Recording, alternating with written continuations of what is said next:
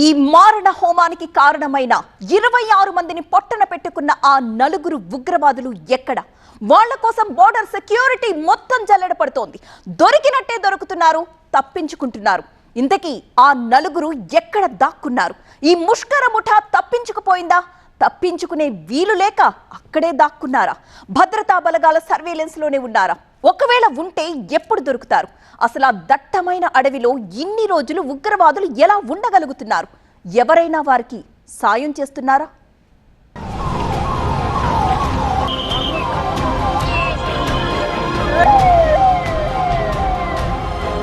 పెహల్గావ్ దాడి తరువాత దక్షిణ కశ్మీర్లో భారత భద్రతా బలగాలు నిరంతర గాలింపు చర్యలు చేపట్టాయి.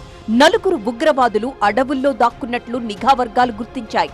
షోపియాన్, పుల్వామా ప్రాంతాల్లో సైన్యం, స్పెషల్ ఆపరేషన్స్ గ్రూప్ సంయుక్తంగా సెర్చ్ ఆపరేషన్ చేస్తున్నాయి. డ్రోన్లు, స్నిపర్ డాగ్స్, అత్యాధునిక నిఘా కెమెరాస్తో ముష్కర వేట కొనసాగుతోంది. సరిహద్దు దాటడానికి ప్రయత్నిస్తున్న ఉగ్రవాదుల్ని పట్టుకోవడానికి ఎల్ఓసి వెంబడి నిఘా బలోపేతం చేశారు. 24 గంటలు రాత్రింబవళ్లు సెర్చ్ ఆపరేషన్ కొనసాగుతూనే ఉంది. పిర్ పంజాల్ అడవుల్లో ఉగ్రవాదులు దాక్కున్న ప్రాంతాల్ని గుర్తించడానికి సైన్యం రియల్ టైం సాంకేతికతను వినియోగిస్తోంది. స్థానికుల సహకారంతో గ్రౌండ్ ఇంటెలిజెన్స్ ని బలోపేతం చేశారు. పెహల్గావ్ దాడి పర్యాటక రంగంపై తీవ్రమైన ప్రభావం చూపింది. 48 పర్యాటక కేంద్రాలను మూసివేశారు. గుల్మార్గ్, సోన్మార్గ్ వంటి సున్నిత ప్రాంతాల్లో భద్రతా దళాలు ప్రత్యేక బృందాల్ని మోహరించాయి. జాతీయ దర్యాప్తు సంస్థ ఈ ఘటనపై విచారణ చేపట్టింది. ఉగ్రవాదుల స్లీపర్ సెల్స్ యాక్టివేట్ అయినట్లు నిఘా వర్గాలు హెచ్చరించాయి. మరొకవైపు కేంద్ర హోంమంత్రిత్వ శాఖ సైన్యానికి పూర్తి స్వేచ్ఛనిచ్చింది.